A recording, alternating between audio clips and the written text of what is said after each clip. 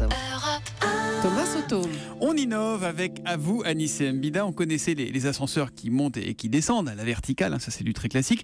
Et bien désormais, ces ascenseurs vont aussi pouvoir se déplacer à l'horizontale. Oui, et c'est génial. Vous allez au 12e étage, bureau 1247. L'ascenseur monte. Et arrivé à l'étage, il longe le couloir et vous dépose juste devant le bon bureau ou la bonne chambre si c'est un hôtel.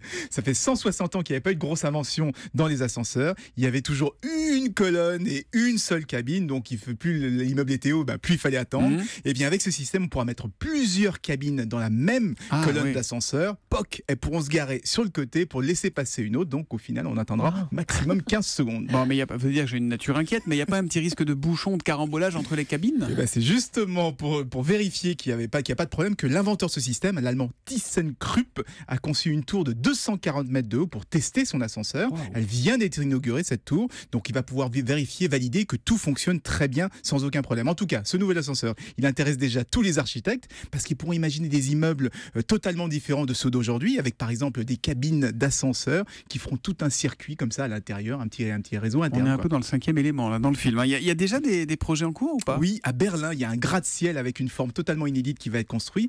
Mais on pense aussi, et ça c'est pas mal, à les utiliser en sous-sol pour accéder au métro. Mais comme ça, au lieu de monter, descendre, de tourner dans les couloirs pour faire sa correspondance, on prendrait l'ascenseur qui nous emmènerait directement d'une ligne à l'autre. Ça peut tout changer, un ascenseur qui marche latéralement et verticalement. Jusqu'à présent, un ascenseur, c'était de haut en bas. Et puis, il y a eu Anis et Mbida qui nous apprend à prendre l'ascenseur de tous les côtés. Il faudra changer le nom aussi de l'appareil. Alors. Oui, un translateur, ça va s'appeler. Un translateur. Voilà. Il a réponse à tout. Formidable. Merci beaucoup.